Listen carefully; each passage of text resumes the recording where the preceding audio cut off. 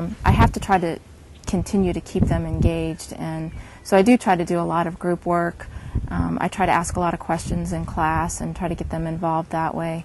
But I find that by doing group work, and I divide them into teams at the beginning of the year, it just seems like they learn a lot more because they're, instead of me spoon feeding them information, which is never good for anybody, they're finding out the information on their own, and I'm just trying to guide their learning. And that way I think that the different learning styles can all benefit from having the opportunity to learn in a way that's a little bit more conducive to their particular learning style. So I try to keep them engaged. One of the main things that we do in class, and one of the main reasons I break them up into teams, is because they do a project. This year we did a reverse engineering project where they had to pick something and they had to tear it apart and dissect it and figure out what materials were used to make that particular product.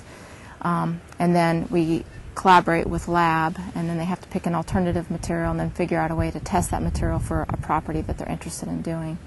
And I think the project is actually one of the more beneficial ways, because no matter what they do in engineering, there'll probably some aspect of that project, whether it be the writing or the organizing of the testing or something like that, they're going to have to do in their actual work life. So